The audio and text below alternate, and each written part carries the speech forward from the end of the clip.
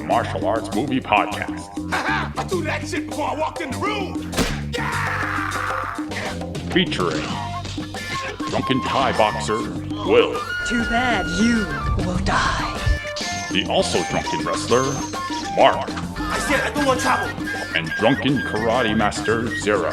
You've lost your balls. And now, I know Kung Fu. You know, baby. Fists of Fail. Why did you have to bring up the fact that this is Yes Madam 3? Well, that's what Why? that's what the worldwide English title is, apparently. Wait, I didn't know this is Dynamite Fighters either. I always thought this was Magnificent Warriors. Well, this is Magnificent Warriors, but doesn't Yes Madam is in the Line of Duty 1, so doesn't this make this in the Line of Duty 1-3? What? I mean, I prefer Dynamite Fighters, whatever. Yeah, but they barely use dynamite though. There's explosions, lots of explosions. At the end were of they the movie, dynamite? They don't though? fight with dynamite. I mean, was they amazing? Wow, I can't grammar. Were they amazing? There is no amazing. I mean, not even amazing. Whoa, Magnificent. magnificent. Whoa, I fucked up that joke. Yeah, you did. All right, we're off to a good start. Drink a beer. Magnificent Warriors. Yeah. Well, hey, what's the month? What's the theme right now? We are doing Women's Appreciation Month. Yay, for March. women! Yay, women! And after this, I don't think April has anything, nearly as noble as this month. But yeah, we want to highlight the women who kick ass genre. And well, Zero and I guess Mark and I, and all three of us have already gone through a couple movies wherein we want to obviously highlight a female protagonist, Which we've done many times before. Yes, we have. I feel like we've blown our load with those movies, That's though. true. Whoa, very inappropriate phrasing for this episode. Wow, you're so sexist and misogynistic. Well, on that note of being misogynistic, we had to make sure that not only these women who are playing our female lead, women who are playing female, so what do you figure? They have to be, obviously kicking ass on screen, but we want to make sure that they feel empowering. You know, like you want to feel like you're rooting for this character. We want the martial arts equivalent of a Ripley. We want the like martial arts equivalent of a Sarah Connor. We want someone who's like not just like a stand-in for a weak. Or like like a power, constantly being put down by men, like a powerful Yeah, I think like in like this movie Crouching Tiger, Hidden Dragon. Like there were very powerful women in that movie. So Yeah. I think that's true. So, that is very true. Sorry, the joke went over Will's head.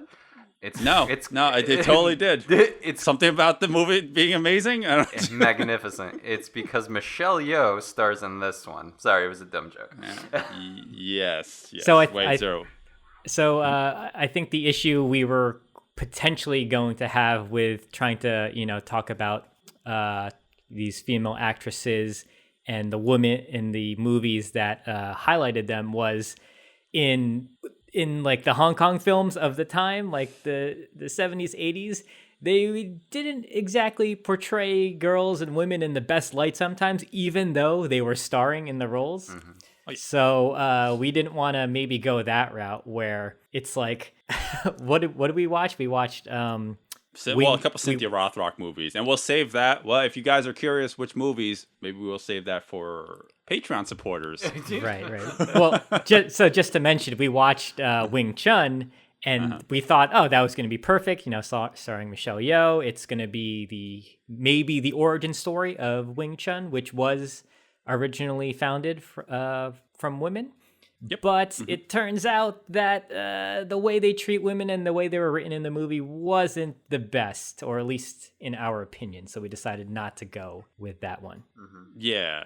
I mean, we definitely wanted a character that was felt like she wasn't just constantly put down by men, which, I mean, like that's also the plight of the feminist movement too. But hey, we want something that's also kind of like feel good as well. Yeah.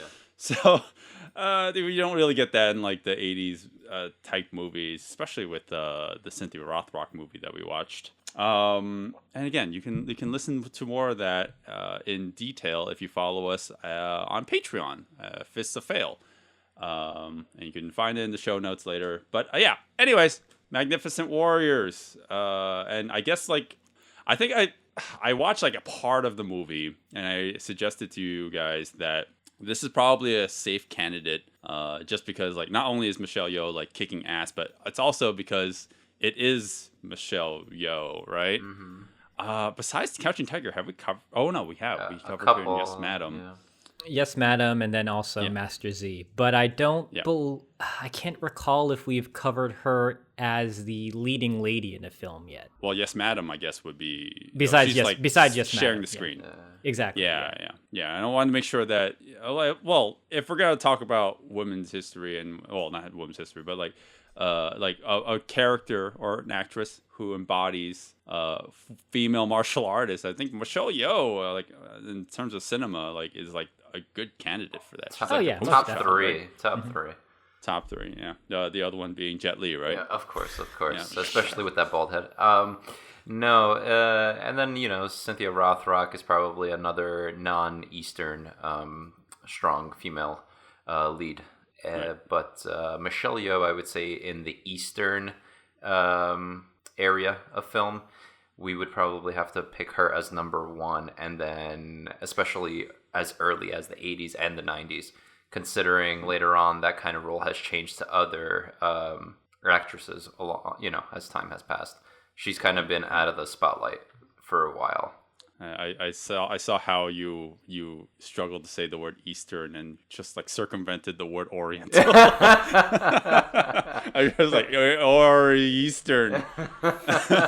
But yeah, you're right. You are right. I mean, Michelle Yeoh, she does an outstanding job in this movie. And I guess, Zero, you said this off mic, that this actually ultimately isn't so much of a martial arts movie as I thought. And that's why I was saying, I watched it part ways, and I was like, yeah, this will be a good point for discussion. And once we get to the latter portions of the movie, it slowly stops becoming a martial arts movie. It basically turns into a war film at the end, with sprinkling of fights here and there. And a but love I story. think it's definitely still enough that we could discuss it. Yeah. So I guess because I started off the movie thinking it started off so strong and there was enough to work with. I was like, yeah, this would be enough for a whole full episode, and maybe it still will be. I think the last action set piece doesn't have so much fighting. It does, but it's not so much that you can break it down. But I think there's still value in some of the fights that you actually see earlier in the film. So yeah, Mark, I have to pick someone. Yeah. What is the story? Somehow I always feel like you pick me for the story, and I'm glad you do, because clearly nobody else really cares, and I always do for some reason. Looking for you're always the story man from now on. Pretty much. It's like plot, I'm your guy. Long story short, probably gonna be long. I can't do short. Yeah, you're also the score guy because we'll touch back on that later. Remind me to talk about the score. Sounds good. But yeah, story. What's the story about, Mark? Badass chick basically makes deliveries. Doesn't really care. She's she's the female transporter. She basically takes. She's Jason Statham with a wagon and some horses. out of all the people to compare her to, I feel like you missed the most obvious. But continue, please continue. I shall not mention certain people. But we're afraid of copyright infringement. Maybe You can't say certain. You names? never know, go on. man. You never know. Okay, go on. She basically delivers things. Clearly, there's some issue with a war going on. There's a certain theme of war in the background that happens throughout the film. It's not noticeable in the beginning, but there's weapons, arms dealing. Basically, nations kind of have their own conflicts in between each other. China and Mongolia, for instance. is the key one because they had to go to Mongolia. And she basically becomes like a spy because a general or a colonel of the Chinese military wants her to get basically secrets and meet with another spy and some shit. Long story short, again, not so short. Will, you're enjoying this. Yes, I am. I'm always gonna make you the plot guy from now on. They use a lot of weapons. There's a lot of stairs. There's a lot of wagons. There's a lot of whips and lots of things that happen. And yeah, there might be a love story somewhere down the line. Who knows? I don't know at all what you just said. Yeah, I didn't get any plot of that. There is no plot. The point is, there's a lot of good action moves in particular moments. The story there's a lot of... The story doesn't matter. Mark, there's a lot of plot. There's a lot of plot. Oh my god, what are you talking? There's a lot. Okay, well, let's It's rephrase unnecessary. that. Yeah, dare I say? yes, yeah, no, I yes, but there's sprinklings of truth behind everything you just said. But this it's about the Sino-Japanese War. Oh, the Chinese-Japanese War occurring, and the Japanese are invading a town called Kal. I actually do not know where that is. My geography sucks. I think they said Inner Mongolia. So Mark was right. They said Mongolia. Yeah. I'm not sure if it's a real city. I'm assuming it is. Yeah, that's what I wasn't sure of either. Gotcha. My subtitle said Inner Mongolia. Right. My subtitles overlaid on top of its other subtitles because Amazon is stupid. Unlike last week when it's just overlaid speaking in Portuguese on top of the Portuguese. That was awesome. Anyways, so yeah, it takes place in Kal, where the Japanese have invaded and they've taken over, which it's the same fucking thing. And Michelle Yeoh is I think you missed the mark. Michelle Yeoh is playing an Indiana Jones-ish character. Yes. I mean, very much like literally Indiana Jones. This movie just reeks of like borrowing influence from that movie. Well, not as much treasure. She's not stealing relics or stealing treasure or raiding tombs or anything like that, but she has the iconic whip in the first scene. She's an arms dealer. The jacket, yeah. But she's an arms dealer, yes. And then they kind of change her weapon out later. It becomes like a rope and dart, which I thought was kind of interesting. Because martial arts. Yeah.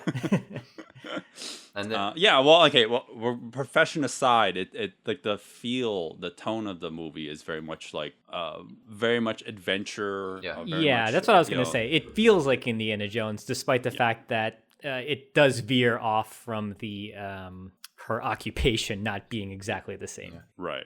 They're clothes. The Nazis, Japanese. The clothes actually give it the kind of that aura or theme, that vibe that they're going for. And then the whole time, like, I don't understand the sets that they were playing with. It made me feel like they were in Mexico or in the Amazon or something like that. I was kind of getting that vibe the whole time.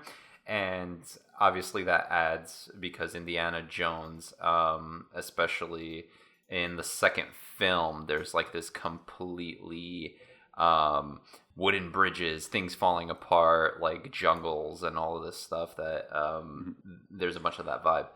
I agree. So I'd even say that some scenes look very post-apocalyptic, right? Because there are scenes where Richard Ng, who was the crazy guy, and that might be non-PC by today's standard, in Twinkle Twinkle Lucky Stars. He's in this movie as like the pseudo comic relief character. And there are scenes of him like just walking around the wasteland, and it's like, whoa, this looks like a scene out of like Mad Max, or like when he's in the tavern. I guess it's a tavern where he's gambling. He's playing with the dice and everything, and like everyone looks so, like their clothes look like like what you'd see in like a post-apocalyptic scene.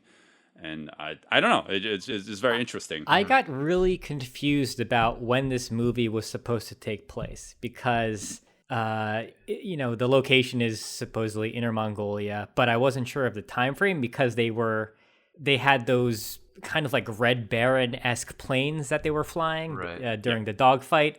But then at the end of the movie, the Japanese come in with tanks. The tanks looked a little modern, so I was getting confused when this movie was supposed to take place. I know tanks were happening during certain wars, but they looked a little too updated for me. They didn't look that old, so I got really confused. So It did feel anachronistic at times, yeah. So basically, they said that it was post Manchuria invasion. So we're probably talking around then. But so, I mean, there was a big span, a big period, right? And then the Japanese were kind of like invading the neighboring lands, not just China, etc. I mean, in this situation, they're going into Mongolia. Also, really quick segue, in the planes, in the dogfight in the beginning of the movie with Michelle Yeoh, we don't really get a hint of Nazism until that one particular shot when the Japanese dude in the cockpit of the fighter plane just is sporting a Hitler stash. Did you notice that? Oh yeah. I did notice the Hitler stash. That's like the only Nazi reference I can really remember, except for the obvious like Japanese Imperial Army. It could have been a Charlie Chaplin reference for all we know. Are we talking about the 3-minute dogfight sequence that just will not end? Yup. Or is that just me? Because we watched this in separate viewings, but I felt like that dogfight went on short. a little too long. I guess they spent the money to rent those planes, so they made sure they got the footage. They made sure they used those planes. Am I just not appreciative of aerial combat? Aerial combat. Well, I mean, no. I feel like you can obviously do that very well. There's just nothing exciting about this at all. I think the issue is with the dogfight between the two planes is they rented one plane each. They didn't have different versions of it, so they couldn't. They couldn't really shoot out the wings. They couldn't really blow it up in the air. They had to have that shot where it goes over the hill and then explodes. They needed to cheat it because they couldn't afford to rent more than one plane from each side. Right. That's like some mummy stuff right there. That dogfight, that just brings back the Mummy for me with Brendan Fraser. No, we need Imhotep to just appear out of the sands to make it more interesting. This is very, very bland dogfight. As long as the fight did go on for, I kind of appreciated it because nowadays it would just been CGI, vomit in our eyes, camera swooping all over the place. So I kind of like that this is real footage, and then this is really them in the cockpits, and somebody's just shaking the camera. Yeah. I'm as appreciative as I am yawning throughout the whole sequence. Right. And it's funny not because very interesting. They're trying to make make it look like the Japanese fighter is shooting at her, and they have the sound effects, but there are no bullets whizzing by. So you're just, you're immersed, but you're not really. Right. Yeah, I think that there is definitely production value, minus the fact that they had to cut corners in places like this, where they probably did only rent out one plane each, and they're like, hey, we can't damage these things, especially when you get these close-ups of the fighter pilot getting shot at. It's like, that is not the plane. He is not sitting in that plane right now. The production value, I think, was all diverted towards the set for the village, which I actually think was pretty damn good. Yeah. No, it looks great. It's a great set. It almost feels like it feels apocalyptic at times. It feels very worn down, as in it looks like an actual village, like people actually reside in. No part of it actually fefeels like real, but considering what they have to do to it at the end of the film, it's really impressive that they built this entire structure. Yeah, and all the weaponry that they have to, the prop weaponry that they have, like cannons and those guns. So much of it too. I mean, you just not even people holding the weapons or using the weapons, but you have everything in the background of just racks and racks of weaponry, spears, swords, just hanging out. The amount of readily available props it just everywhere in every single shot is insane. Yeah. It's like Yeah. a warring village, like ready at any moment. Oh, And that's appropriate. yeah, really. But you're also offending a lot of Mongolians, Will, because this is in Mongolia. So you're calling their Oh, it is? lands apocalyptic. And Yeah, but it's a movie. It's not real. Mongolia is not a real place. Is that what we're saying? Just gonna brush upside It was that. made. It was made to look that way. We're not saying that's what it actually looks like. We are not saying that. Don't put me on the spot like there. Don't blow up my spot. Will's gonna get stabbed. By a Mongolian. Well, I will say the production value aside, like yes, like they diverted all their money towards that, and they skimped out on the score. Oh yeah, that's right. Not okay. I'm just being really harsh for no reason. I really like that's actually a big detractor for me for this movie with my enjoyment. I actually like this movie, but the music is god awfully repetitive. Well, they they created a tune that's heroic for anything that's supposed to be happening on screen for all the big action moments, and they just use that as many times as they could. Oh man, it does not it's not earwormy. It actually is not. Yeah. It just plays too often, like way too often in this movie. They should have taken a cue from Indiana Jones. Oh wait. Yeah. Well, I mean that tune actually is kind of memorable. Here, it's not so much. It feels like an off-key version of that song, and it plays erratically at times. There are certain scenes where it will be playing, the music will just cut short, and then it'll just jump back to the beginning of the song again, as it happens in the middle of the movie. Oh man, I don't know. I guess we can actually, once we get to that scene, I'll actually point it out. But sure. Yeah, like we do have a couple fight scenes in the movie. Not a lot, but I think that I guess we could actually at least breeze through the first quote unquote establishing fight, which we've coined in the previous episode, which is not a fight scene. It is just to set up how good a character is in fighting. So the first one we have is Michelle Yeoh, kind of getting her money from an arms deal gone awry, wherein a guy shoots her business partner in a village, and she's just kicking ass, just throwing kicks, and just being wow. Like playing the movie right now. It is so loud that I completely threw my train of thought. Yeah, this scene was kind of fun because she's speaking to this kind of fellow arms dealer or whomever while they're going into this village. And then suddenly the villagers kill him. And I was not sure where the movie was going to go from there. Yeah. I thought it was going to be like he was going to be her sidekick or something, leading her throughout the film because he knows everybody and he has the connection. But she's she's the tank. She's the one that's actually going to kick ass. And then in the beginning, I thought it was going to be I completely went into this film without even reading even a synopsis of what this was about. Yeah, and I was like, oh, I guess it's like a wuxia film or something in the first 5 minutes. And then all of a sudden just goes completely a different way. And I'm just like, okay, this is going to be interesting. And then it keeps on going off the rails, just nonstop, terrible things are happening all throughout. Yeah. Well, I guess we could say you understand why we thought that this is very similar to they're going for the look and feel of Indiana Jones movie because right off the bat she is wearing the leather, she's wielding a whip, disarming people with the whip. Yeah. She's whipping people with a whip. She's whipping people with whip. Oh man, those poor stuntmen. There's a few shots where you can clearly see she is just whipping these stuntmen.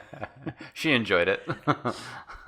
I love that too much. I like that she throws the flaming log into the artillery stack, and you just see we turn these bullets into fireworks for some reason, firecrackers. It's yeah, that's totally how that works. And yeah, like the rest of this isn't so much of a fight scene. It's more like it's like that beginning chase from Raiders, right? Kinda. I mean, it's not exactly the same, but it just gives you that same kind of like. I guess swashbuckling is not the word I'm looking for, right? So that usually indicates pirates. Yeah, this is just adventurous. She's kind of. Yeah. I mean, it looks like she's having a good time. Like, we understand there's peril, but she is in no danger because she has like a .40 caliber on the back of this wagon. That's right. That she probably should have pulled out first instead of the whip. But hey, we need to surprise the audience a little later into the scene. Right. Yeah, they'll actually come back into play later in the movie too. But yeah, in terms of fighting, there isn't too much here. I like that we get the huge wire assisted pull on the stuntman when she kicks him in the beginning, and then that happens like all throughout this movie. Anytime she kicks somebody, they go flying, and it's very, very obviously assisted with a wire, but it's fun. Yeah, the wire fu in this movie isn't so terrible. There are moments where they're using it to ease performers towards the ground, or like to assist them with flips. But like the best usage of it is to overemphasize how powerful people's kicks are. Oh man, like remind me later if you can, because my memory is garbage. To mention that in a later fight, because like there's a great kick that's being thrown later. So I think another, I guess, establishing fight we have is with Derek Yee, the male hero character, who is a Shaw Brothers veteran. I don't think I don't really know his name all too well. And he's basically also kicking ass throughout the movie. And I guess to kind of fill in the plot a little bit, he's supposed to be the other, like the recon man, right? He's supposed to be the one that Michelle Yeoh is supposed to meet up with to fill out the details of the plot or like the mission. Yeah, I thought she was supposed. Yeah, I thought she was supposed to fly in there and kind of extract him from the village. Yeah, he was just he was there like doing reconnaissance, it seems like. Right. And I guess that like when we get a little further into the movie, we'll talk more about Richard Ng. But like just to set up who Derek Yee is, now we have a scene where Michelle Yeoh gets recruited or debriefed into her mission. And before she actually realizes that that this is a mission, this is all she was thrown into a fight as a test of her skill. It's retarded. And I love this fight. It is great. The setup is that her grandfather is being tied up, and unbeknownst to her, they are being attacked by these quote unquote Japanese, I guess. But they're not actually Japanese. They're just there to test her skill to see if she's up for the task of the fight. And there is, I hate to jump all the way to the end, but there is one amazing. Fine. If you feel the need to actually like to hold out until we talk about it, I think that the end is so good. I would just want to rush right into it. But yeah, like she's just kicking all sorts of ass in this movie, and I think this is where you said in the movie earlier that she switches from a whip to a rope dart. I think like later in the film, I think this is where she actually like first starts using it though. Right. Yeah. Yeah. Right. Well, we don't. It was kind of weird because she uses a rope dart here, and this actually becomes her signature weapon throughout the film. I was a little disappointed because I liked what she was doing with the whip, but I guess they wanted to make sure that this wasn't just a ripoff. I think. Yeah. I think what she's doing here with the rope dart is much, much more impressive than anything Indiana Jones was doing, because he was just like, "Hey, I'm going to swing from one side of the canyon to the other. See ya guys later." Take that, Harrison Ford, you hack. Screw you and your Oscar. What? Yeah, we never. I can't even recall if we've ever gotten fights with a bullwhip. The closest thing I can imagine is the Rundown with The Rock. Yeah, add us if you can think of any fight scenes with a bullwhip. Yeah, I mean, like, I think the rope dart is just far more versatile and basically accomplishing the same thing, right? Which the whip's far less versatile, like, on screen. All it could do is just, like, whip forward, grab something, and then whip it back. Or just, whereas the rope dart can do so much more. And, you know, like, not only that, but just wielding it is impressive enough. And it's Michelle Yeoh actually doing it. So I think that's even more credit to her, especially since, you know, she, again, comes from a dance background. Right. Yeah. So, yeah.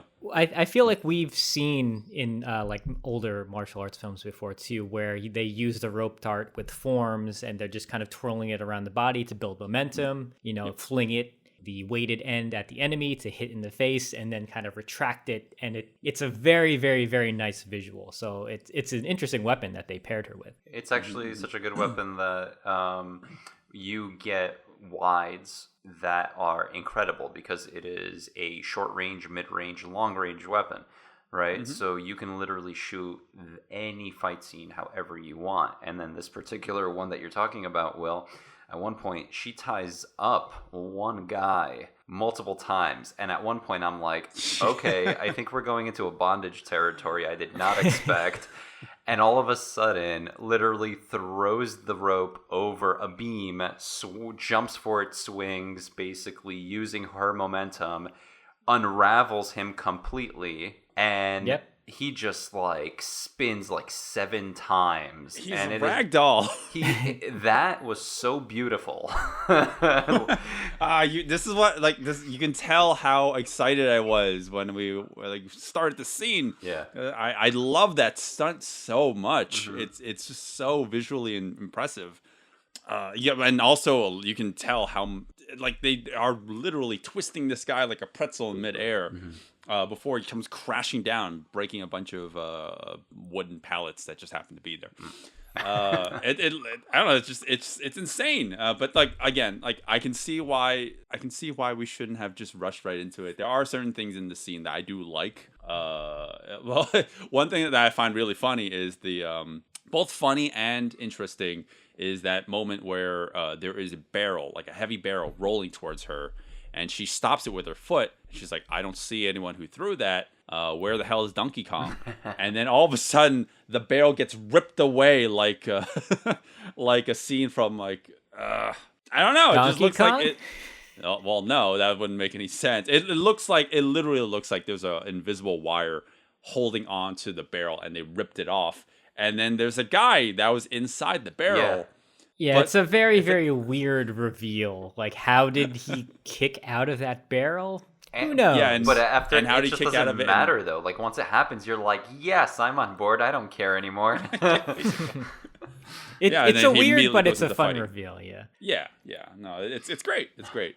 There, even backpedaling even a little bit earlier, there are moments I didn't like. Michelle Yeoh does a low kick towards a guy, and he immediately it's the intention is to sweep him, right, to make him fall onto his side, or like to make it seem like that pratfall is believable. She just lightly grazes him, and the angle in which he's falling doesn't make any sense. Like, it looks like he literally jumped up and then fell. Right. Well, the stuntman is literally going into this twist, you know, to add flair to her hit. And I think the momentum of her hit does not match his speed. Yeah. It doesn't help also that it's in slow-mo. If they didn't make it slow-mo, I think I would have actually... Yeah, actually, that's the one thing I don't like about this fight is that they have to keep on doing all the slow-mo when it wasn't shot that way. So you're seeing the cut frames, and it takes the momentum out of the fight a little bit, but the choreography is just so impressive that I didn't mind it so much. But it's like that other kind of Asian cinematography kind of move, you know, like in Jackie movies or whatever, they're doing like 3 shots of the same thing. This felt like that, where it's like, oh, going down a light pole, you know, and burning your skin off. Cool. We're going to do it in slow-mo, though, this time. And I'm sorry for putting Jackie into this conversation. I did not want to do it during this whole podcast. Who's the racist one? No, just because of everything that happened between them two. But I didn't want to bring him up. I don't think it's as dramatic as you think it is. Yeah, I think well, in terms of the logic of this fight is like, why is everyone fighting with real weapons when this is just a test? Who knows? Who cares? Let's move on. They didn't have fake weapons back then. So after she is debriefed into what this actual mission is supposed to be, where she's supposed to find the person who is wielding the watch. I don't know. Sky 001. Doesn't matter. All right, we get some James Bond-esque integration in this movie. Yeah. Code name, yeah. Richard Ng intercepts the pigeon that is carrying the watch. How does he do and that? I think that is the greatest stunt of the whole movie. How the fuck? How many times do you think they recorded that? Oh, when So he, they pop, could when he actually get pops that, out everybody. from under that lid and he just grabs the Like pigeon. like a trapdoor spider. He just like comes out and just grabs it. Like you can see the pigeon panicking as soon as that happened. Like he's about to fly away. We probably It's like he killed a wasn't few expecting pigeons it. doing that. Yeah. Oh yeah. And then you actually see in the next scene there is a roasted bird. No, That was And then great. in that scene after that, he's eating a roasted bird. doesn't cross So my I'm mind like- it is definitely the bird. You know what I mean? It's the same bird. It's Definitely, definitely the same bird. bird. Yeah, It's they definitely- cooked all the birds he fucked up with. Yeah. Accidentally like smashing their necks. He ate all the ones that they fucked up with, and he ate the one that they got in the take in the movie. Sure. Yeah. Richard Ng is a very hungry fellow. So to move forward even more, we have that stupid dog fight. Really long-winded. Don't like it. Richard Ng is now inside the like a- tavern. It's like a gambling den almost. Yeah, And where he's playing he dice. Yeah, and he's cheating them, so they try to beat him up, and then another female lead gets involved. A female supporting character gets involved in the movie. Trying to remember what her name is. Cindy Lau? Chindy Lau? That's what it says Cindy Lau? on IMDb. Cindy Lau Yeah, on I don't know IMDb, yeah. how to pronounce that. Yeah, well, Cindy Lau. I don't know much on her either. I don't think I've seen her in any other film, but she actually pulls her weight pretty well in terms of the martial arts. Yep. Yeah, I was gonna say it's kind of clear that she's not the best on-screen fighter, but I think the editing really, really works well for her. They know when to put in the stunt doubles for the more complicated flips and twists, and then in all the edits, in the nicely composed angles, she does the moves really well. As we've said many times before, I think because she's got that smaller stature, she's not always selling the power, but I think the editing and then the stuntmen, kind of throwing themselves is making her look powerful. But when she doesn't actually fight, there is a certain power behind her acting that happens. She is seen as like this strong, willful character that just is basically gonna do whatever she has to do. She's like a Michelle Yeoh's character apprentice, if you will, in personality. So like has her own like tour de force throughout the whole film, which I really, really like. Right. Oh my god, I had to sneeze for like the past minutes. I was like, I don't want this in the recording, but I have to. I completely agree. Like, I like the fact that I like and don't like the fact that she kind of comes off like as ditz in the scene. Not even that. It's more so I just didn't like I do not appreciate the forced in comedy bits. Because I don't know if you guys found the moment where Richard Ng is deliberately trying to confuse everybody funny. No, I It's did not. Funny in English. I don't. And it's not funny in Chinese. I feel like there was a lot of wordplay going on there, and the subtitles were trying to have some, wordplay, but that exchange was awful to sit through. She's like, it's just I bad helped Chinese. you, so you're in the wrong, but since you helped me, we're both right. It's kind of one of those things, two wrongs don't make a right, and it does not make for a good joke, so haha, we can move on. Well, in terms of the fighting, I think that her being thrown around in the scene, and I'm pretty sure that's actually her, unless they got a really skinny stunt person. I do appreciate it when you can actually have the actresses or actors doing the work, even if they are not stunt people themselves. And it's interesting because she herself is trying to set up that. Oh, by the way, she is a person of royalty in this movie. So, like she has these bodyguards who will defend her if she's going to be losing the fight that she is trying to win fairly. So she says like, no, don't help me. I'll take him on by myself. And I actually kind of like that. Yeah. Although, like, again, what I said before, it's still true. Like there isn't a lot of wire work in the movie, but when they use it, like in this example where she does a jumping gainer, she is floating. Being hoisted up. They had to keep the camera I'm glad it's her. Yeah, they had to keep the camera rolling on the cut because you needed to see the guy traveling across screen. But unfortunately, if you're looking where she is, she's just floating in the air. Yeah. So we go outside. Michelle Yeoh sees that Richard Ng has the watch on him, so she assumes that he's the recon man. Assumes wrongly, and now we have like the second portion of this fight. Now Michelle Yeoh is just kicking everybody's ass. It's so short. I think we can just fast forward to where they are kind of not gang up. They're surprised by the two Japanese men in the black suits. Yeah, I was just gonna go there.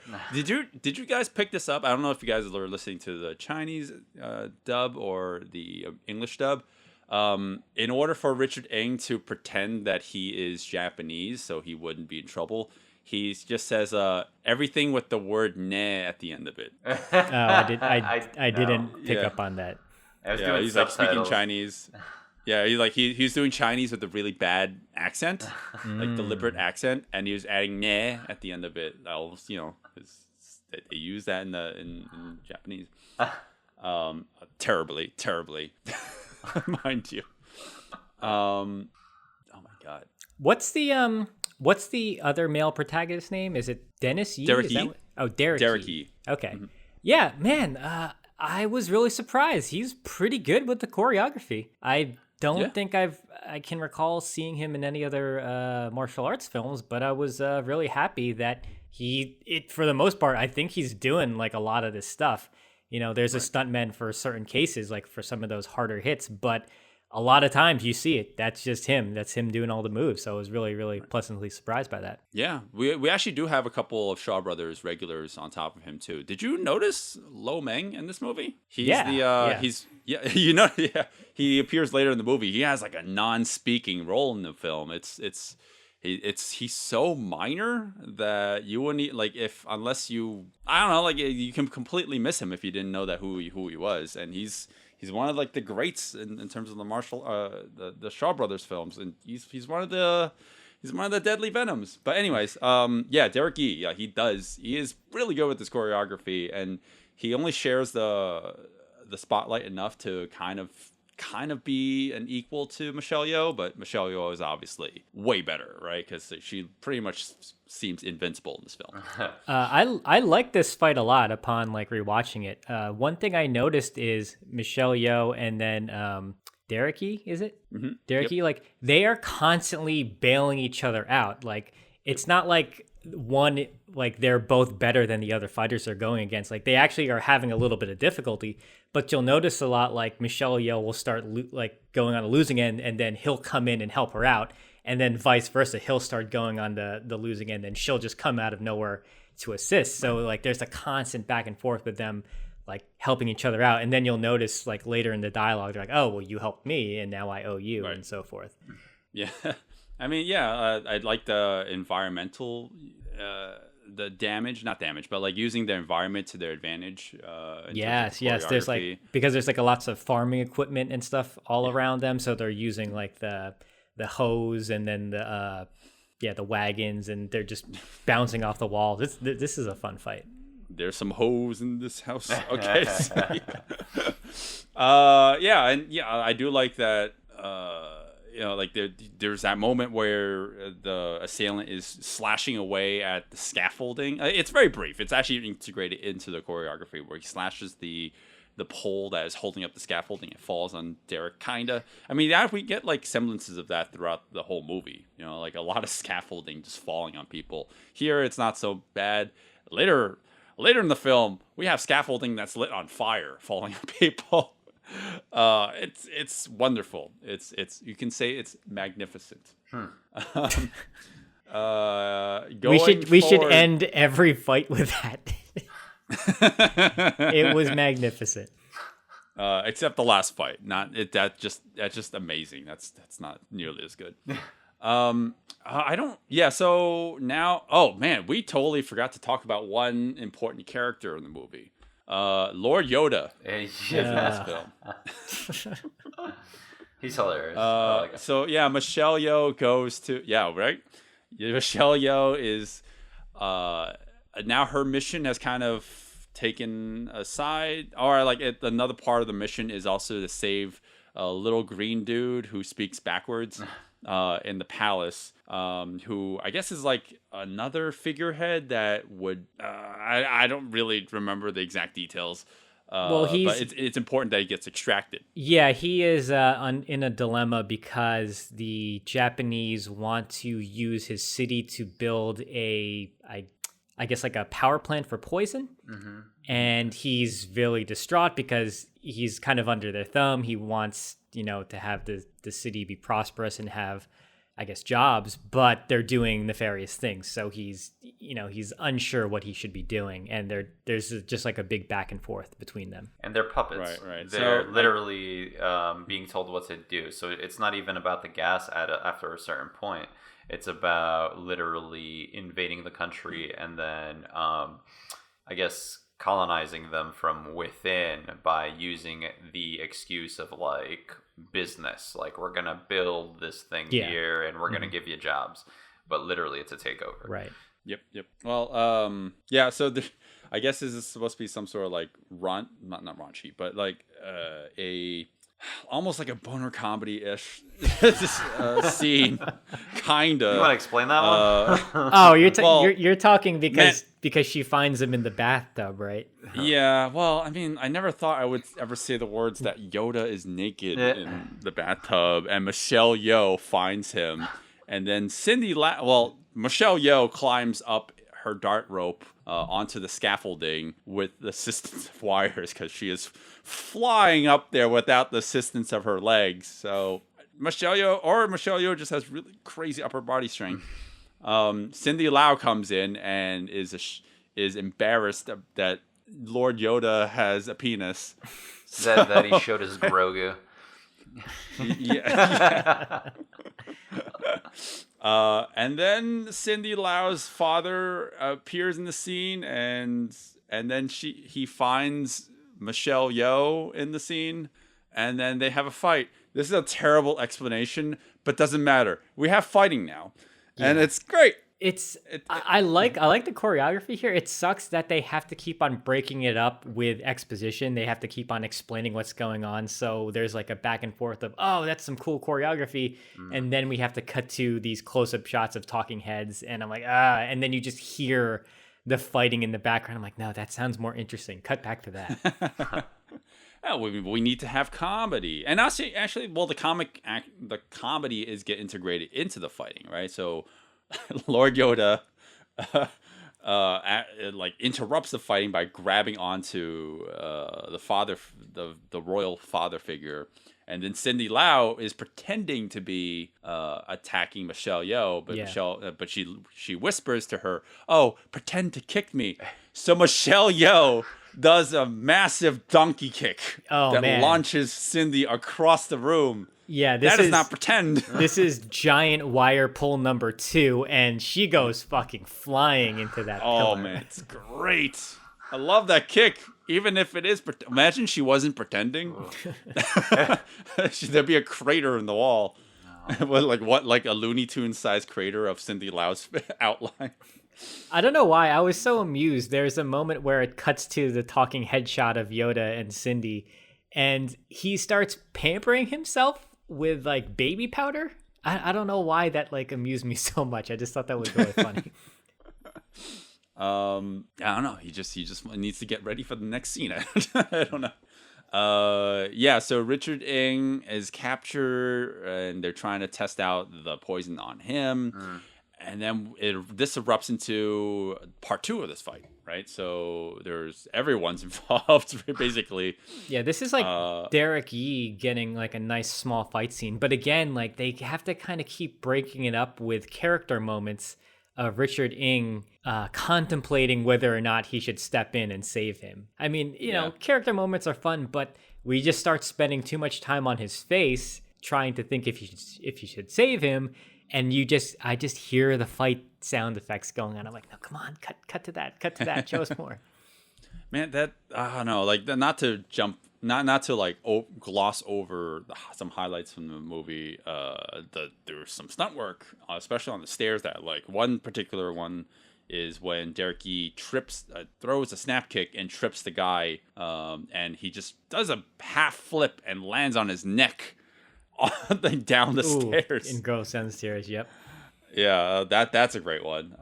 And yeah, like I think generally speaking, I do like the whole 2-on-1 that this eventually devolves into. Lo Mang gets involved here, and it's Lo Mang. You know, like I wish that they showed his face a little bit more, because you know he is one of the Shaw Brothers greats. Wait, so is Lo Mang? He's the kind of like the final martial arts protagonist at the end of the film, right? Is that the guy? No. He's the guy wearing. He's the like you probably wouldn't even recognize him. He's one who looks like he's wearing a chef outfit, right? He's wearing a lightly gray, almost white outfit with even the chef hat that kind of looks like that. I'm probably being horribly insensitive to a culture right now. Yeah, okay. I see him. But yeah, like if you see that, you probably know what I'm talking about, though. And yeah, like he just looks like an ordinary henchman, and you know I don't think he should be that. You know, it's like casting Jason Statham as Lo Mang in this movie. I don't know where you're going with that. I didn't know either. I couldn't think of an analogy. My analogies are not that magnificent. Well, then Michelle Yeoh comes back into the fight, and you know she's saving him again. Lots of nice Richard Ng, right? Yeah. Yep. Well, the rest of this doesn't go on for too much longer. Richard Ng throws in the canister where the poison gas is into the room, and they're out. They are out. So yeah, moving forward, once again, the main characters, all of them convene. They have a plan on what to do next. They're going to infiltrate the base, and they do. They infiltrate the base, they get ambushed, and then we have a very long action sequence, which is not a complaint. It's not a complaint. Yeah. This is probably the best action scene, in my opinion. Although the last one is pretty good. This one is great because it's action in addition to martial arts choreography. It's like a nice blend because it's just... It kind of becomes the Michelle Yeoh show. She's going nuts. She is frantically trying to escape all these assailants, all these goons with the spears, and it just turns into pandemonium as everyone is frantically trying to get out of there. This is a reverse storm the base moment where they're really just trying to escape. This is a good moment for them to have a music score that is longer than 40 seconds long. Because there are moments where, like, just to set it up a little bit more, like even further, Michelle Yeoh and crew are in a Jeep. They're trying to drive away. Michelle Yeoh is trying to be a distraction, so she jumps out and she's taking on the entire army in the village by herself. And so it cuts back and forth between the Jeep as it's trying to drive away, it reconsidering driving away and coming back into the village, and the fight that's going on with Michelle Yeoh and everyone else. So when the scenes cut away, like it's in the throngs of the fight, right? You're hearing Michelle Yeoh fighting, you're seeing Michelle Yeoh fighting, you hear the music, it's like swelling up, that 40-second loop just like keeps on going over and over, dun dun dun. And then like hard cut, the music hard cuts, the scene hard cuts, and you see them, like it cuts to the Jeep, and they consider doing whatever the hell they're gonna do, and then it just the music stopped, but it cuts back to Michelle Yeoh, and the music has started from the beginning again. It didn't leave off. It just starts. It's like it just starts all over again, And it does it like several times in this whole fight sequence. It's only a That's 40-second okay. track. It's only a 40-second track. It's I wish they could have at least given a chorus or something, like something to look forward to. Yeah, I don't know. I wasn't too distracted by that because the action is just, it's so good. When it first starts out, I love when the two spears just go right up next to her and she's like, oh shit. She kind of dodges away, and then it turns into that wide shot where she's just rolling from right to left. Yep. And the spears are like narrowly missing her as they're stabbing into the wall. So I have a theory on this, and you guys tell me if you think I'm right about this. Do you think that was reverse footage? Or do you think that was if it is, do you think that was the best reverse footage ever? Because it looks very dangerous. Yeah, incredibly it dangerous. looked so dangerous. When the spears hit her on the close up, I don't think that's reverse footage. I think they're definitely just chucking them right next to her face, and she just didn't get hit. I don't know. It's a little hard to tell on the wide shot if it's reversed or not, because it looks fine. It doesn't look too obvious, but you could be right. It could be reversed. Right. I do like that. Just to go even like to other parts of the fight. Like they just. I feel like they just threw everything at the wall and see what stuck, and I'm completely fine with it. This movie actually does a really good job of like showing off the fire. Pyrotechnics. Involved with stunt work, right? So there's a moment where she tosses a guy, flips him onto a haystack full of flames, and you just see the guy just writhing in pain. Yeah. And you know how stunt work is usually involved when you put on like this weird petroleum jelly on your body in order to avoid serious burns. But here you see his face. Right. Like this is the closest I've ever gotten to a stunt person being lit on fire on screen, and you can see his face emoting. Like how do you put petroleum jelly on someone's face? Right. Well, I realize like, oh, you probably shouldn't or can't. What I like about that moment is she tosses these stuntmen on the flaming pile of hay, and you could think, oh, that's just a dummy, because it kind of sits there for a beat. But then it sprawls to life, and you realize, oh, that's really a guy on fire, because he kind of turns over and he's kind of screaming, and you're just like, oh no. I mean, he's shiny. He's completely dipped in it, obviously. That's true. But they had lower safety standards back then, and they were like, what is a protective cotton mesh? Like, why would we ever use that, dipped in jelly? Instead, they're like, yeah, skin and jelly's better. We can see your face. So it's fine.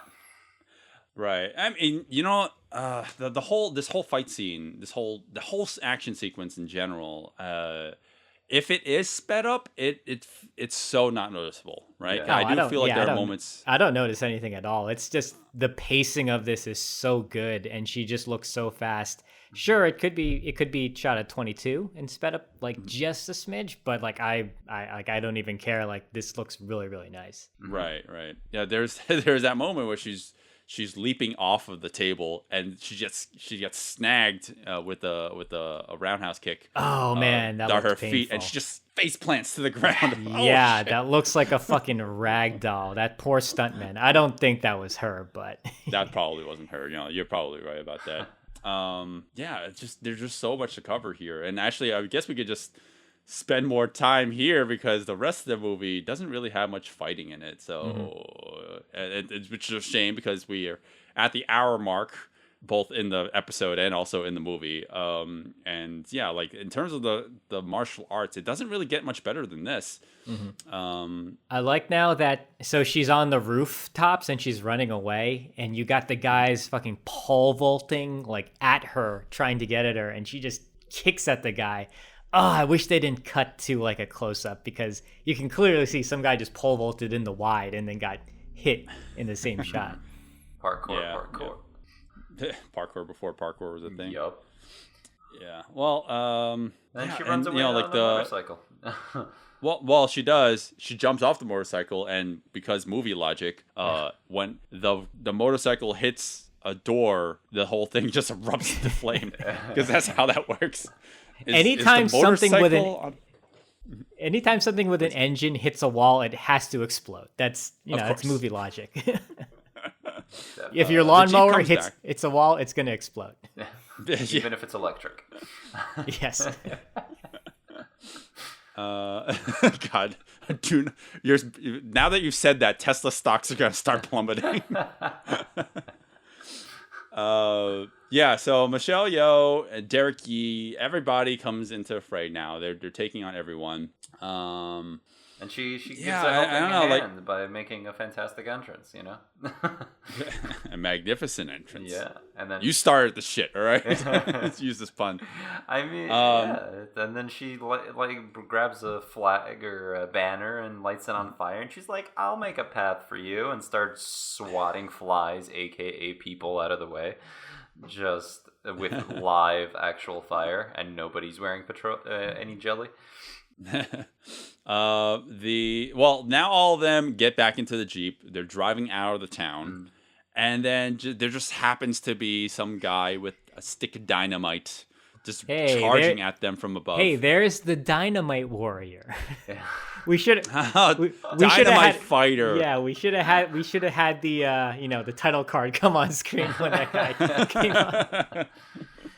And title drop. The end.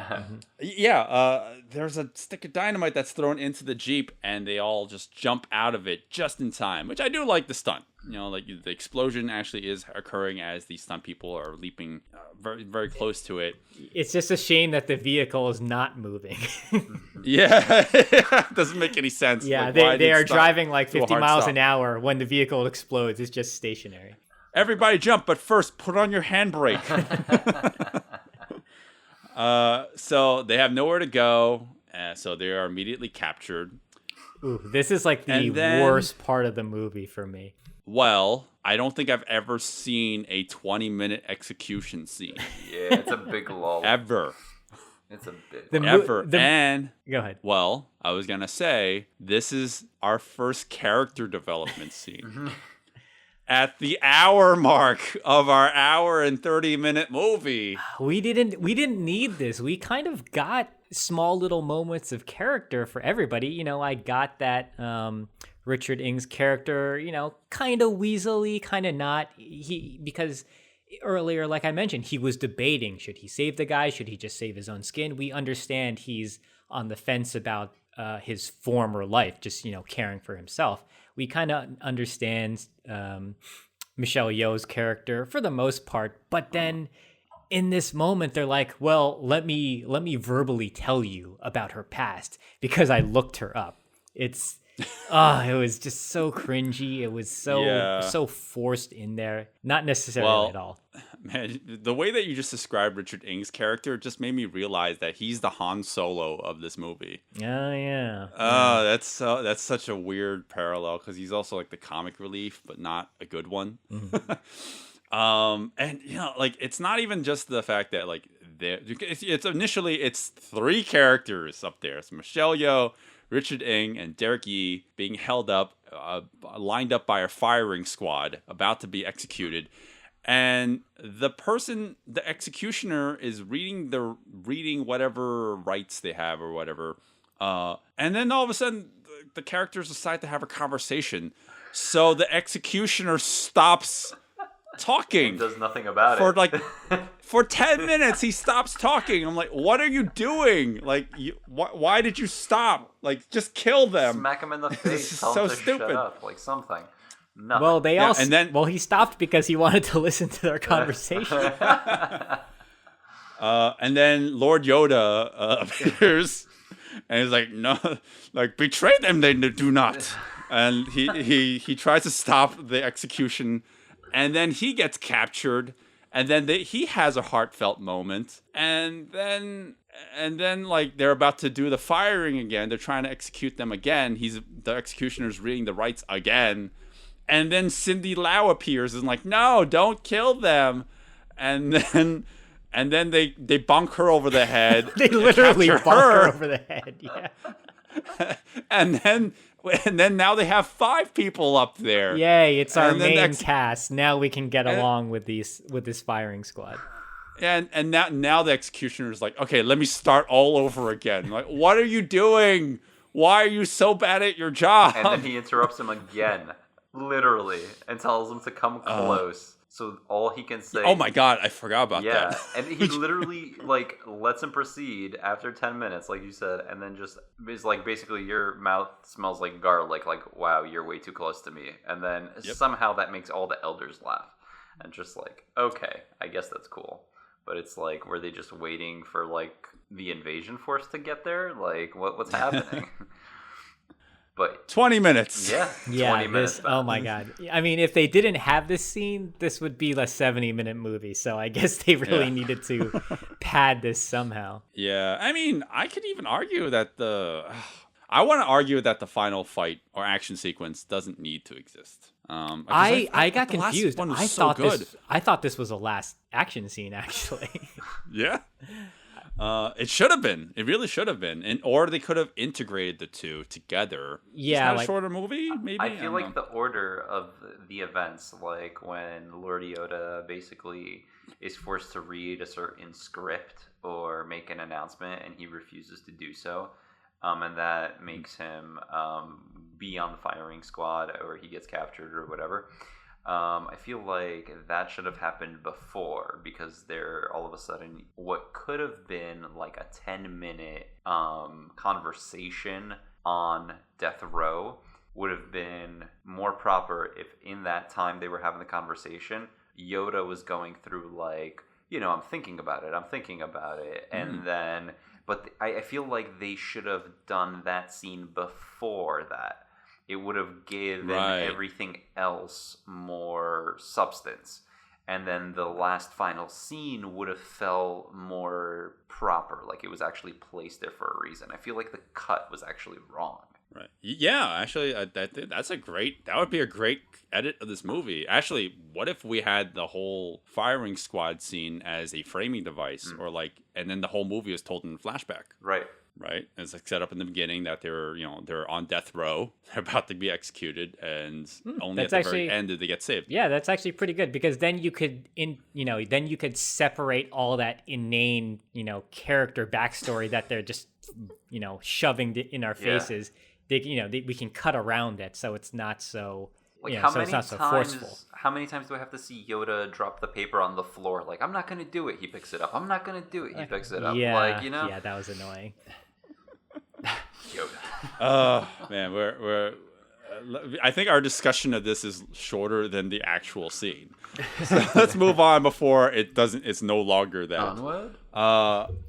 The final fight. Is very long. It's a lot happening. It's not a final fight. There's a final action scene. The final fight itself is actually very, very short. Oh, yeah, right. When I say fight, I meant the final action scene. But yeah, the whole. This is where it's officially a war movie, right? I mean, in the last scene, you can kind of feel like it almost feels like they're already setting up the war. But this is an actual battle that's like it's like a battlefield, where there's just so much happening where you really can't pin down anything specific. There are sprinklings of martial arts choreography here and there, but not so much that you can dive into. Yeah, the only fights I would say we should really talk about is when Michelle Yeoh and Cindy Lau are fighting. Like, that's it. That's all I spotted. And there's only two moments where they have that moment where they set the kind of field on fire, not field, like the ground on fire, and they're fighting the black wardrobe men with the katanas. Yeah. I do. I love the production value of this, because like they're actually doing this. There must be money, there must be budget involved with a lot of the set destruction that they're creating. This is definitely not cheap to do. It's just there's just so much happening that you just can't pin down anything. And like we the last action scene was so enthralling. Here, not that it ends on a whimper, but it doesn't come nearly as close as the last action scene. Yeah, they in this whole big action scene, final action scene, they kind of had to keep cutting back to what other characters are doing. So this Michelle Yeoh and Cindy fight is broken up with, okay, well, what's Richard Ng doing? What's Derek E. Dennis. What's Dennis the Mr. Menace. Yi? Yeah, what's Mr. Yi doing? We have to find out, okay, the Japanese soldiers are invading. What are these people doing? What's Yoda doing? So I understand. It's the final action moment. We have to understand where our characters are. But in terms of fight scenes, there's only really one. And it's broken up into two little parts. Right. I mean, for what it's worth, Michelle Yeoh does literally kick ass, and she does a really good job of it.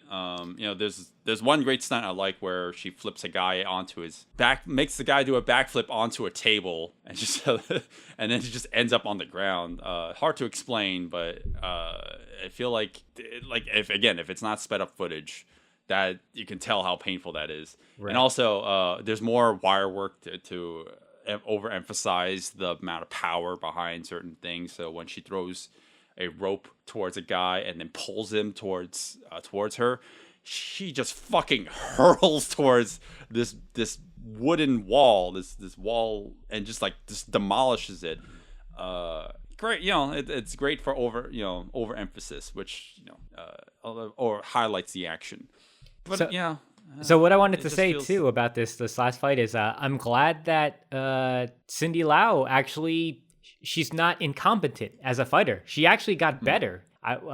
Based on her first fight scene, I was getting worried she's going to be like that kind of on-screen martial artist. She's going to need a lot of assistance. They're going to have to edit around her. But surprisingly, I thought she did really well here. And in terms of her character motivation, the one guy they're going after, he was kind of the one that killed her father in the previous scene. And so she's just really pissed off, and she's really just gunning for him. And you get a nice, cathartic moment when she's just going for him. Right. Speaking of catharsis, so at the end of this, it's weird because very late into this whole battlefield sequence, they discover the weak and enfeebled are hiding, or where they're hiding. So the Japanese, the Japanese invaders, they find them and they use them as leverage or hostages, so that everyone would stand down. And then they just kind of stop. I don't know. Not that they stop. Do you really want to talk about that and not the fight? I thought we were done with it. How much more is there? You missed the ending of the flaming roof. You didn't right. Even, well, yeah, we didn't even talk about it. I was about to, but okay. I thought that was a good segue to talk about how this actually ends. It's just weird that the hostages is who gives a shit about us? And then they all just get blown. They all just get shot up. So that's when Michelle Yeoh and everybody comes in. And I don't know. Okay, I think my major complaint with this is that they introduced that just way too late. Mm-hmm. I feel like they should have introduced that earlier, or had more weight to the whole thing. Well, that was the final moment because the Japanese discover that the weak and elderly are hidden, and at this moment in the fight, the Japanese were actually losing. So this is their trump card. This is all they can do now to try and get the upper hand. Right. I just thought that was a weird moment, but yeah, how about we, instead of doing this chronologically, let's end on the high note, which is that flamey. See how I got this back around. I wasn't sure if you were just done and you skipped the rest of it, so that's why I just wanted to bring that up. Sure. It's not that my Amazon is being really laggy right now and watching the movie is really difficult. That's totally not why. There's this, like I said before, the pyrotechnics in this movie are some of the highlights of the whole film, and just having people just getting crushed underneath the flames. I don't know, Zero. Why don't you explain this? Because again, it's totally not because my Amazon's being fucking terrible right now. Right. Well, Michelle Yeoh and Cindy Lau are kind of fighting the last bad guy. Like I mentioned, this guy, I don't know the actor's name, unfortunately, but he kills Cindy Lau's father in the last fight, in the last action scene, or the whatever uprising, and she's really gunning for him. And after a lot of fight choreography, they kind of kick him underneath this kind of awning that's just set ablaze. The whole thing is on fire. Really, really great visual. And they manage to push him underneath it, and Michelle Yeoh does this spinning kick at one of the wooden beams, and the whole thing just collapses down on top of them. Perfect. Yeah. Really, really nicely done. Yep, I finally see it now. Oh, It's great. internet. It's a great. Yeah, and it's I guess that's. I mean, there's explosions going on too. You know, like just demolition going all about, and yeah, heart going back to like what I said about like the demolition in this whole movie. It's great. It's great to show off like how the production value that they had in this movie. And yeah, so the hostages situation happens, and then Michelle Yeoh takes advantage of the chaos that occurs, and then the rest of the movie happens. I don't know if I need to spoil the very ending. We don't need to go into it. Yeah. No, I actually think that the actual ending, without going into details, is really very abrupt, but not in the movie's over abrupt. More like that's a very strange resolution for this kind of movie.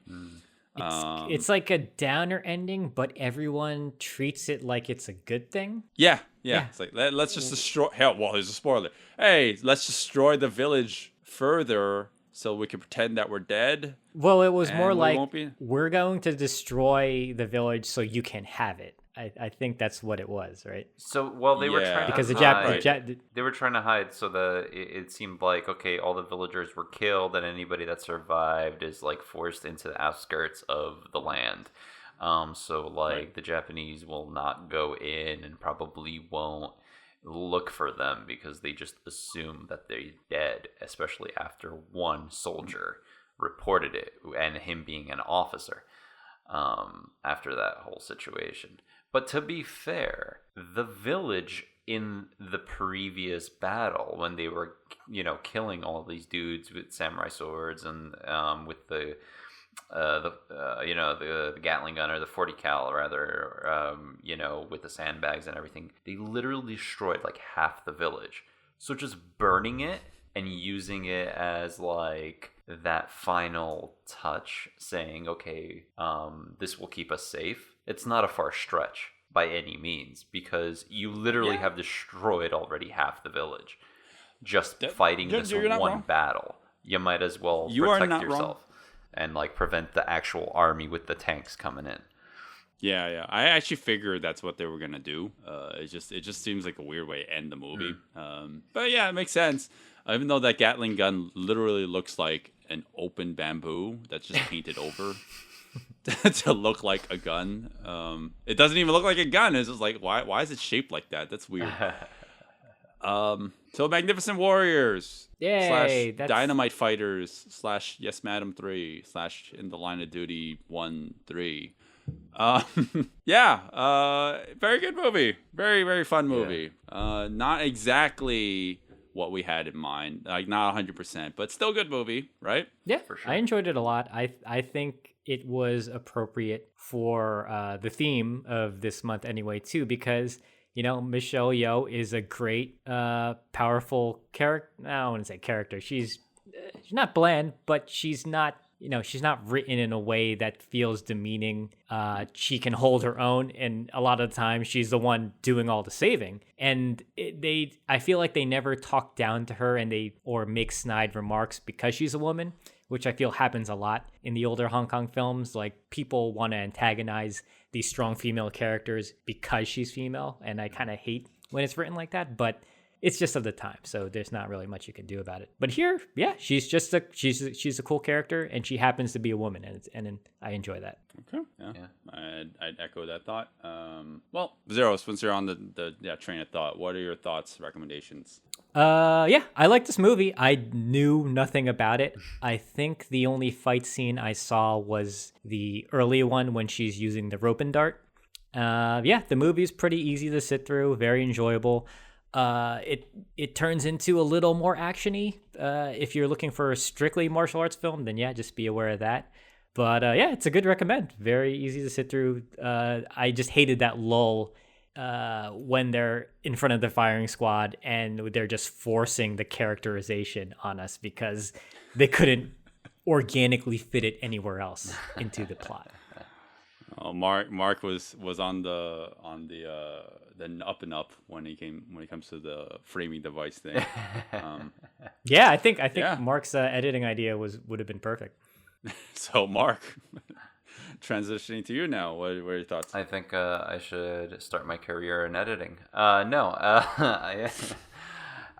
It's never too late. You can edit boats into every movie now. God, no. God, no. No, I really, really enjoyed the movie. I actually enjoyed the action. And obviously we kind of have to split the action into like the actual martial arts and the feel-good action of just like burning things, shooting things, things. Feel good is burning things. Yes. And shooting people. Everything. So like the typical type of action, explosions, so on, so on, and then you have the martial arts. I think both were good. Each had their merits. Weapon fights, some of the choreography with the hand-to-hand was fantastic. There were like great moves here and there. Really couldn't complain. Overall, on the martial arts action, above average. And then the explosions, general action, I would say also above average, surprisingly enough, because they put a lot of effort into all of those scenes, producing all of those sets and putting those people. I mean, they did not have to include that last scene of like the military coming in, but somehow they ended up having, like 300 people wear, brand new looking uniforms for the Japanese army and stuff like that.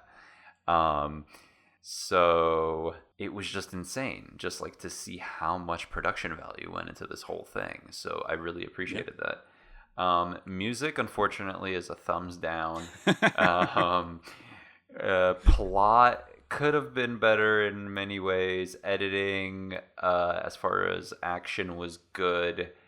The story editing, on the other hand, was kind of shoddy. And yeah, it's a definite recommend, even if it touches on things that people would be like, oh, maybe it's ripping off this movie or this premise or something. It's, you know what? It doesn't matter. Like, it's good, and you should watch it and enjoy it for actually what it is. Right. Yeah. I think everything you said is very true, especially with the music. Oh my God. I know Zero, you didn't find so much of an issue with it. I actually found the music very annoying at times. Yes, of course, I would say that the executioner death row scene needs to be nixed or cut down or use Mark's magnificent idea or dynamite idea when using it as a framing device. But whatever. Like with that aside, and maybe the addition of getting rid of or reducing the dogfight scene, like in the beginning of the movie, those are the only two real problems with the film. The last action scene's not terrible. It's just, you want to end your movie strong, and it's like, oh, it's not nearly as good as the scene before, but it's fine. It's fine. It's still good action. You can still appreciate it for the amount of effort that they put in. Highlights for the movie are definitely the scene of Michelle Yeoh in that second to last fight, and also when she's taking on those people in the test fight, where she's trying to save her grandfather, especially with that last stunt. That last stunt is great. Yeah. But I'd say just go watch the whole movie. But if you had to check out just two specific fight scenes, those would be the two. And yeah, that's Magnificent Warriors. I actually have one question though for you guys. Did you notice at the end, like after it said the end, there was a picture of two watches on screen? Yes. Can anybody tell me what the hell they thought that was? I have no idea. I wasn't sure if that was product placement or if that was some sort of nod to the watches that they were looking for. Right. Maybe. I just, the one character was supposed to have a watch. Yeah, I didn't know why they showed that screenshot. That was kind of interesting. I thought maybe it was like somehow a really sly way of being like, when they were on the death row or whatever, they were going to get shot up. They were talking, and basically Michelle Yeoh has kind of been like interested in the other main character dude the whole time, like passively, not in a way that like, this describes my character, for the entire plot of the story. But like there is a clear interest. Thank God thank God that love interest was subtle. They didn't hammer us over the head with it. Yeah, that would have sucked. But not like Wing Chun. Wing Chun, that was. But I feel like the watches. Yeah, they just decided to throw that in. I feel like the watches then actually basically implied that they got together after because it was 2 watches. Yeah, and it looks like one watch is a men's watch, and one's a women's watch. Yeah. Maybe that's what it is. Okay, so that's just kind of the thought, the bigger one is nice Michelle little subtle Yeoh. thing. Or marketing, whatever. All right, I got nothing to post this with. What a magnificent way to end the episode. No. Like we used that throughout the whole episode. We're done with that shit. Okay. This is a not dynamite way to end the episode. Oh my God, we're ending this now. All right. See you, everybody. All right, let's stop this.